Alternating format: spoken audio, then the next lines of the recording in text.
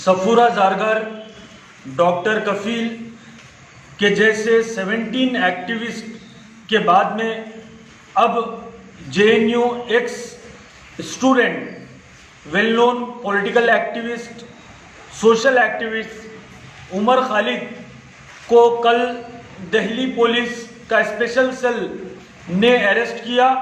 Draconian laws के तहत यानी UAPA सेडिशन के चार्जेस और इंडियन पेनल कोड के तकरीबन 18 सेक्शंस, जिसमें murder, attempt to murder, Delhi riots conspirator, ऐसे हीनियस चार्जेस लगाकर उन्हें अरेस्ट किया। उस अरेस्ट पर मैं कंडेम करता हूं।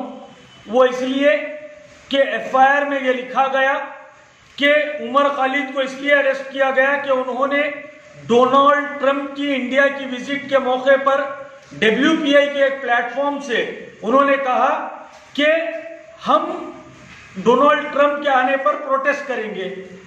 इतना कहने पर UAPA सेक्शन लगाया जाता है, तो ये टारगेटिंग अरेस्टिंग है। इससे पहले 17 लोगों को, एक्टिविस्ट को, स्टूडेंट्स को इसी तरीके से किया गया था और उमर खालिद को भी टारगेटिंग अरेस्ट किया गया है, जो कंडेमेनेबल है।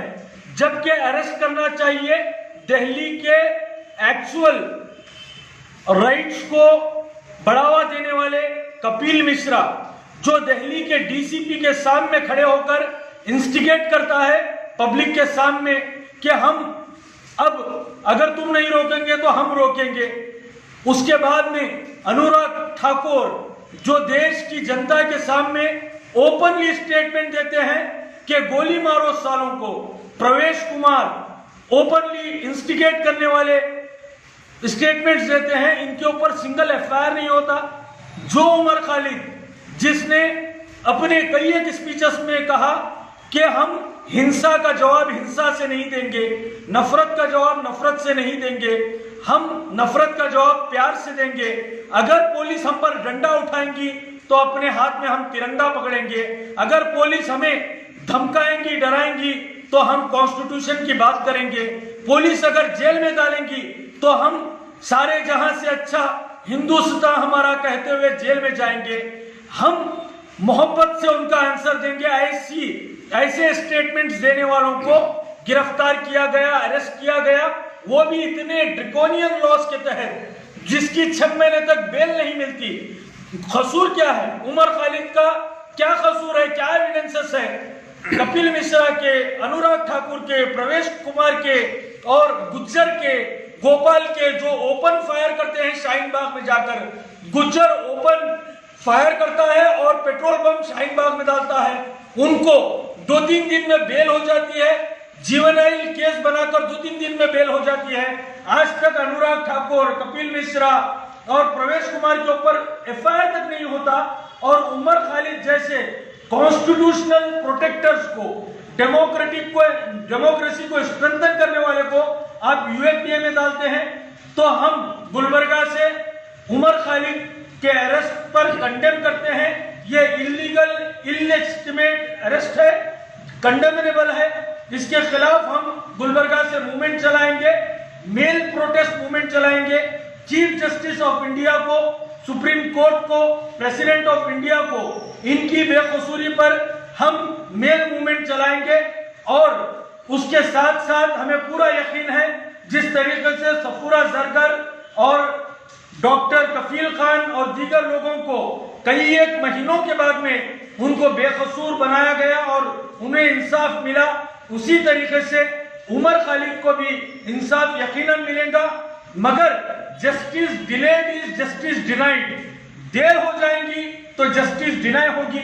मैं आपके वीडियो के जरिए से जितने प्रोग्रेसिव ऑर्गेनाइजेशंस हैं, जितने पॉलिटिकल सेकुलर पार्टीज हैं, सिविल सोसाइटी के जितने रिस्पॉन्सिबल लोग हैं, वो लोगों से हम्बल रिक्वेस्ट करता हूं कि उमर खालिद पर जो जुल्म हो रहा है उसके खिलाफ हमें खड़े होने की जरूरत है।